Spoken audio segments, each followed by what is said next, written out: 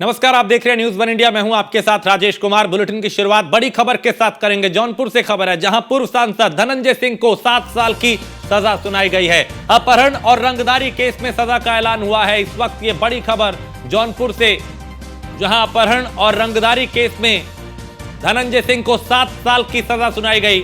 50,000 रुपए का जुर्माना लगाया गया। एक बड़ा झटका धनंजय सिंह को चुनाव से पहले, क्योंकि वो चुनाव लड़ने की तैयारी कर रहे थे, लेकिन उस बीच अपहरण और रंगदारी के मामले में उन्हें दोषी करार दिया गया और आज 7 साल की सजा सुना दी। 50,000 का जुर्माना लगाया गया।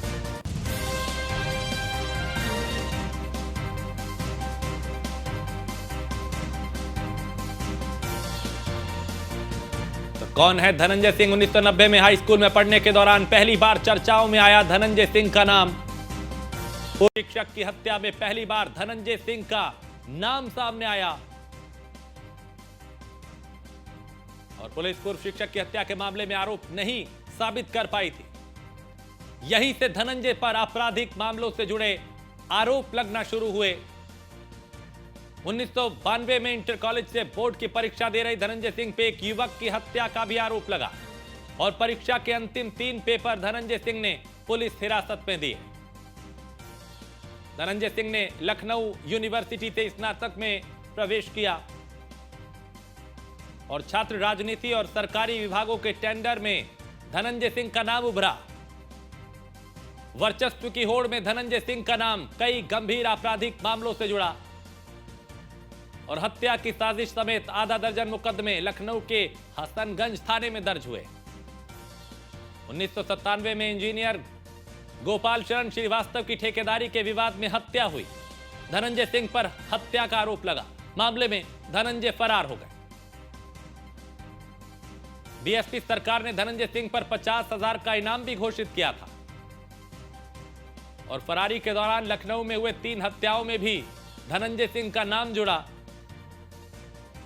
1998 में भदोही में पुलिस ने धनंजय के एनकाउंटर का दावा किया और इस एनकाउंटर में पुलिस ने धनंजय के 3 साथियों को भी मार गिराने का दावा किया था।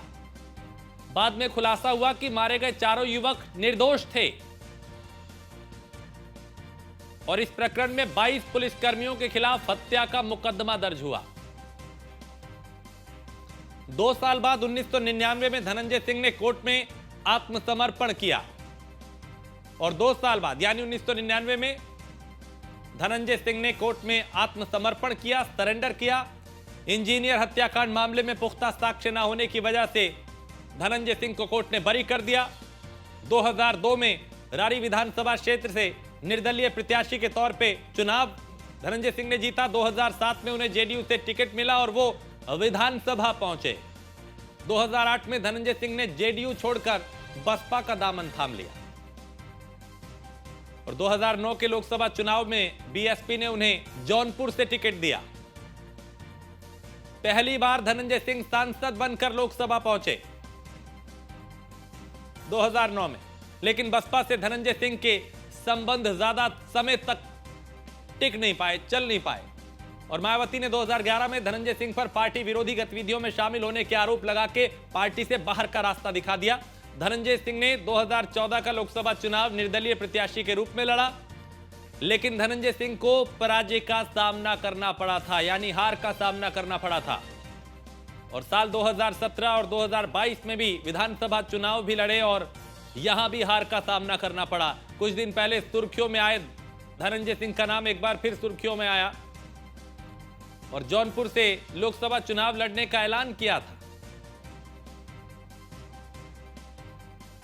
एक्स पर पोस्ट भी किया गया था बकायदा। और कल यानी 5 मार्च 2024 को फिर धनंजय सिंह का नाम सुर्खियों में आया। अपहरण और रंगदारी केस में कोर्ट ने दोषी करार दिया और आज सजा का ऐलान कर दिया। धारा 364, 386, 504, 506 और 120 बी के तहत मुकदमा दर्ज हुआ था। नमामि गंगे के प्रोजेक्ट मैनेजर अभिनव सिंघल के अपहरण मामले में दोषी करार धनंजय सिंह को दिया गया। 10 मई 2020 को पीड़ित ने अपहरण, रंगदारी मांगने व अन्य धाराओं में केस दर्ज कराया था। कोर्ट ने सजा सुनाई है और उस मामले पे जिसने आपके केवल हमको चुनाव से रोकने के लिए षड्यंत्र रचा गया है। की कोर्ट ने सजा सुनाई है और उस मामले पे जिसने आपके केवल हमको चुनाव से रोकने के लिए षड्यंत्र रचा गया है। की कोर्ट ने सजा सुनाई है और उस मामले पे। और देवेंद्र खरे हमारे संवाददाता जौनपुर से इस पे ज्यादा जानकारी के साथ। देवेंद्र, चूंकि धनंजय तो चुनाव की तैयारी कर रहे थे और यहाँ बड़ा झटका लगा है, 7 साल की सजा। देखिए राजेश, आपको बता दें कि धनंजय सिंह बहुत माहिर राजनीतिक हैं और लगभग 25 साल से वो राजनीति कर रहे हैं। 2 बार के विधायक, बार सांसद हैं, लेकिन आज पहली बार, क्योंकि कई मुकदमे इनके पास दर्ज हैं, उसके बाद कोई सजा नहीं हुई, लेकिन आज इनको 7 साल की सजा और 50,000 का जुर्माना। नमामि गंगे के जो इंजीनियर थे उनके अपहरण को लेकर आज उनको सजा सुनाई गई है। लेकिन लगातार जिस हिसाब से धनंजय सिंह लोकसभा की तैयारी कर रहे थे, एक्स पर पोस्ट किए थे कि जीतेगा जौनपुर, जीतेंगे हम, ऐसे में बड़ा सवाल उठता है कि आखिर में अब पूर्व सांसद धनंजय की राजनीति को कौन आगे बढ़ाएगा, क्योंकि उनकी राजनीति अब पूरी तरह से खत्म हो चुकी है। 7 साल की सजा हो गई है, अब चुनाव वो नहीं लड़ पाएंगे।